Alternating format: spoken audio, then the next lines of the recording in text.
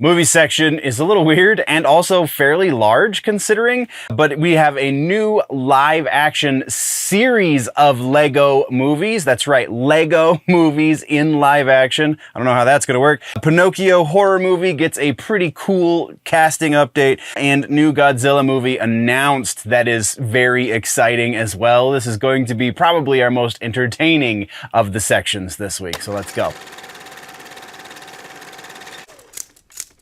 Hello nerds! You have found the place for all of the nerdy movie updates worth talking about. More than just comic book movies, though that is a good chunk of what we cover here in the news. We get nerdy about all kinds of movies, as well as the art of making movies in general. If you like this kind of news reporting, then go check out the full show over on the main channel called The Week in Nerddom, where we talk about TV and comic books and gaming and rumors and etc., everything in between. You can find the link to that down in the description or at the end of this video. Now, let's hear about all that movie goodness, shall we? Follow-ups, corrections for movies. First up is a real quick one. Kraven the Hunter. Tickets go on sale November 29th. So if you're interested in seeing what the hell else Sony has got up their sleeve, now that Venom is presumably done, then November 29th is going to be the day to get your tickets. Let's move into the next piece though, because that one's just real quick.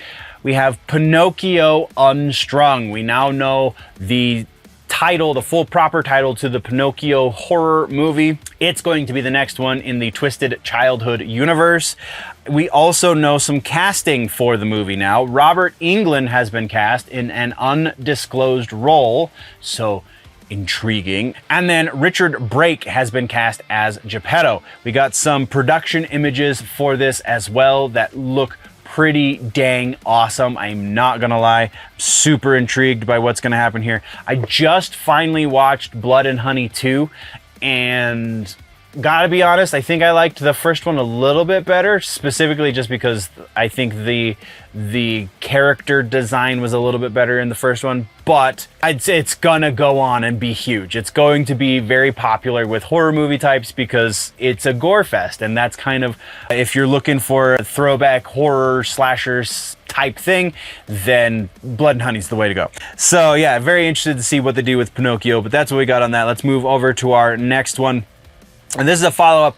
Technically, this is a follow-up for a movie we've been talking about for years. It was announced all the way back in 2017, so 7 years is when we've been how long we've been talking about this. This is George A. Romero's final zombie movie called Twilight of the Dead. We now know that there is still progress being made on the movie. Obviously, George A. Romero is no longer with us, but his wife, where'd her name go?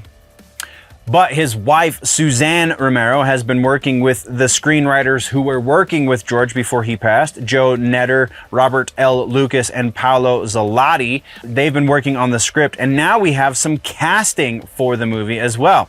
We have Mila Jovovich and Betty Gabriel have both been cast for the film. The director for it is going to be Brad Anderson, who did that Session 9 movie.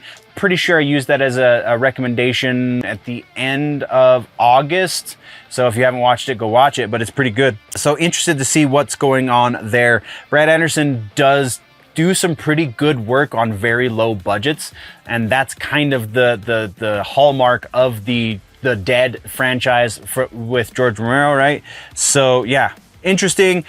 Actually moving forward, actually going to be making some progress, hopefully moving into principal photography soon, though that has not been made clear. So since we have nothing else, we're going to move into trailers this week. We got some really interesting ones. I believe all of these are horror movies, honestly, which kind of makes sense because October did just end. So first one on the list is Do Not Open. It's a new horror movie about the dangers of tech, super original, but it seems like it's going to be at least a fresh take on, maybe not the most original take on the idea of Tech as the bad guy, but still a fresh take on it, because the trailer at least does enough to get you interested in watching the movie, which is the point of a trailer. So there you go. Our next trailer is a movie called Heart Eyes, new Valentine's Day themed horror movie from the director of, or I'm sorry, from the studio that brought us not Freaky Friday, Freaky, the one with Vince Vaughn, where Vince Vaughn's the killer who changes brains with the teenage heroine girl, whatever. So Freaky and Happy Death Day. That's the studio that's bringing this to us. February 7th, 2025. This is going to be a rated R movie. The trailer that is linked in the description is the Red Band trailer, so be aware if you're watching it somewhere where that might not go over so well, then know that it is a gory, blood-soaked trailer, and this movie is not going to play it safe like you might expect from a Valentine's Day themed horror movie. It's going to go there, and it's pretty intense. I'm kind of excited about it, not gonna lie. Heart Eyes is that one. And then our other trailer this week is a new horror movie from Steven Soderbergh called Presence. This one, the trailer again does a fantastic job of creating interest like a trailer should.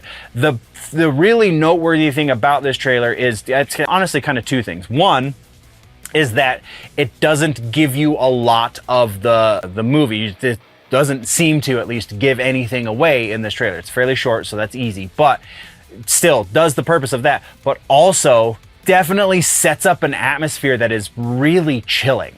So super excited about this. Steven Soderbergh does good stuff. January 24th is the release date for Presence, so really not that far away at this point. Just kind of, this one I'm kind of honestly anticipating. Like, of the three of these, honestly, I'll probably see Heart Eyes as well, but Presence is definitely going to be one I catch in theaters. I'll probably do the same for Heart Eyes. Anyway, that's what we've got for trailers this week. All right, nerds, we have a channel partner. It is Dubby. This is just a quick partner spot. Dubby's, I consider myself a bit of an energy drink connoisseur, and Dubby does the thing. It is fairly low when compared to other energy drinks as far as caffeine content. Also no maltodextrin, just good things for your brain and stuff that legitimately does what every other energy drink claims to do, but doesn't necessarily pull off very well. Dubby does. So go follow the link in the description. You will get 10% off of your entire purchase at dubby.gg. You can use the code generally nerdy at checkout. If you don't want to click the link for whatever reason, you can still just use generally nerdy at checkout and you'll get your 10% off. Gives me a little bit of a kickback and you get some fantastic energy drink supplement things. I am super grateful to Dubby. I'm super grateful to you. Now let's get back to the show. Let's talk about some regular ass news. The first piece is the big piece for the section, and that is Lego. The big one here is Lego Ninjago, but generally speaking, there's been announcements for, I believe, 3 separate live action Lego movies. And I think I might be misremembering. I think it might actually be 4, but I'm pretty sure it's at least 3.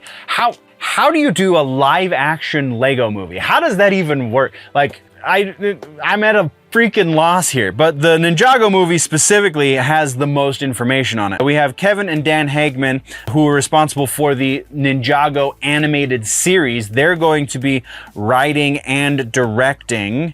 It is going to be Universal. Universal's putting out all of the Lego movies, and that's really what we've got. Honestly, and I think there were director announcements for the other movies as well. I didn't write them down because the Ninjago one was the most complete. So that's what we got for Lego. Again, live action Lego. What the hell is that? Next up is Gundam.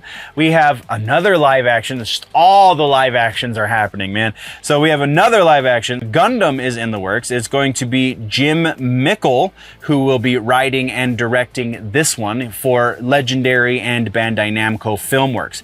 This one makes a lot more sense to be in live action. This will be what Pacific Rim was trying to be, but couldn't because licensing things. And maybe Pacific Rim 2 shouldn't have happened, but that's a whole different conversation. But yeah, Gundam live action, that's what we got there.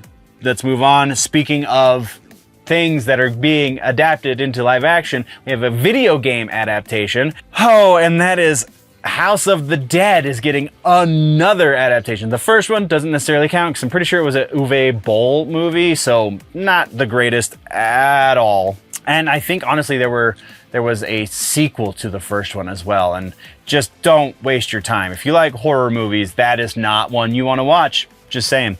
But House of the Dead is getting a new movie. This one is coming from none other than Paul W.S. Anderson. Paul Anderson has a little bit of a special place in my heart because he is the man responsible for the 1995 Mortal Kombat movie. Also, the first two movies in the Resident Evil franchise. Pretty sure it's both of them. At the very least, it's the first one. It might have been the second one. I might be misremembering that. He also did the Monster Hunter movie, so he has an affinity for Mila Jovovich. I think they're married, but whatever. He will also co-write the film.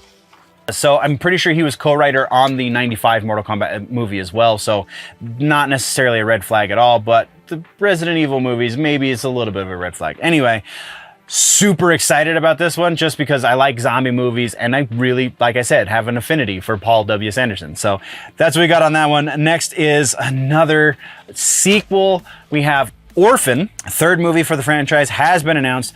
Excuse me. Isabelle Fuhrman, the star of the series, has been announced to be returning to play the titular Orphan.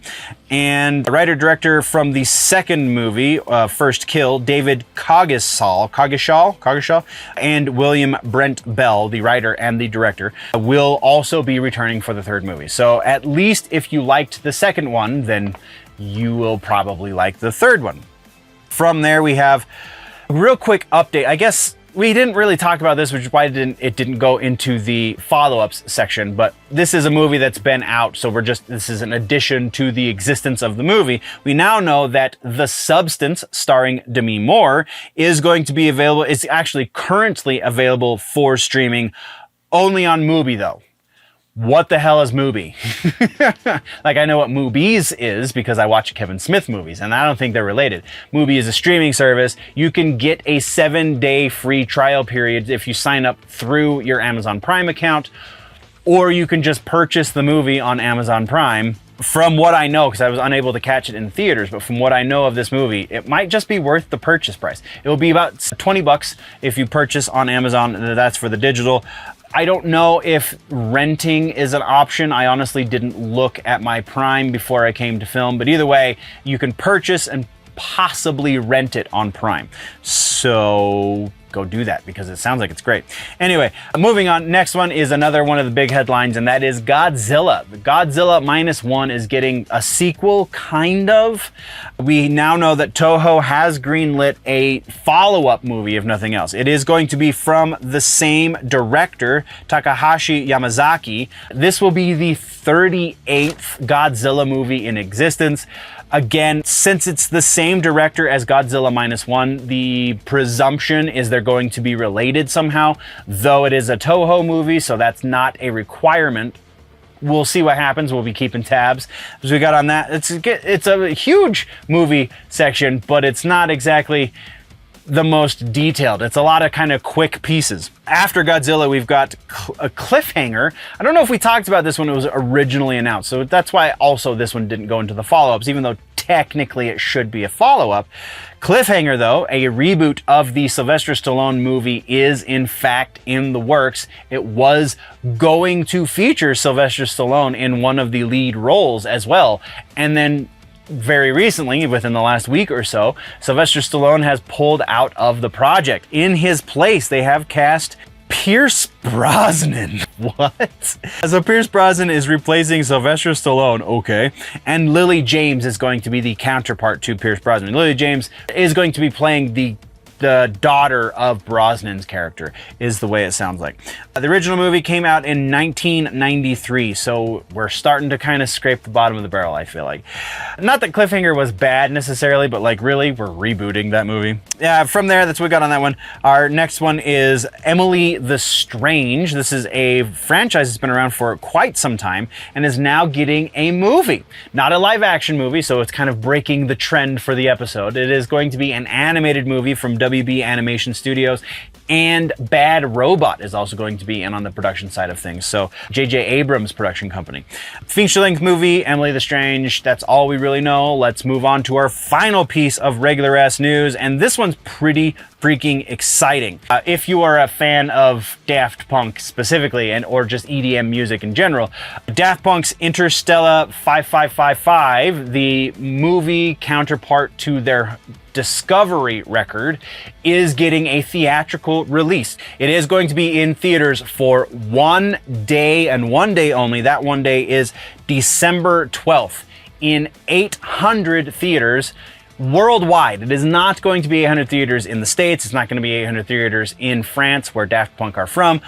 But worldwide, all over the world, there's going to be a total of 800 theaters that are showing this on December 12th. So if you're a fan of the band or the group or whatever you want to call them, then you should be actively seeking out tickets. I was unable to find a list of cities where they were going to be featured in theaters. So if I can find that, I will try and link it down in the description. Or we'll talk about it next week ever so briefly in the follow-ups, but that is what we have for regular ass news this week. Let's get into our suggestion this week. Suggestion is a sequel to a Christmas movie, technically speaking, but it's Addams Family Values, because we are in Thanksgiving time, and Addams Family Values has Thanksgiving themes. We'll put it that way. This is the sequel, obviously, to the Addams Family. The Family Values movie came out in '93. The Addams Family movie came out in '91, I believe, if I'm remembering correctly.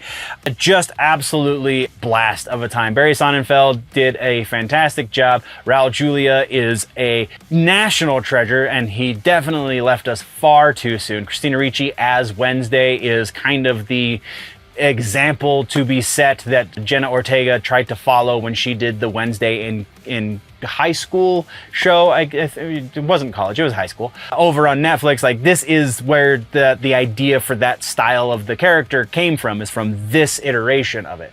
Addams Family Values, it is Thanksgiving, at least passively, and yeah, that is your suggestion for the week. Go watch Addams Family Values, because oh my god, why wouldn't you? That brings us to the end of the video, nerds. Thank you very much for joining me for the news. Once again, there is a full and probably much more up-to-date and recent episode of the news, the full-length version, if you will, called The Week in Nerddom, over on the main channel, linked down in the description, and probably link popping up somewhere around my face right about now. So click on that, go check that out as well, or if you prefer your news in more truncated pieces, then by all means just stick around here and go check out some of the other stuff we offer on this channel. Thank you very much for joining me. We will see you in the next one. Before we go, always remember, nerds, that if it is generally nerdy, it's probably here.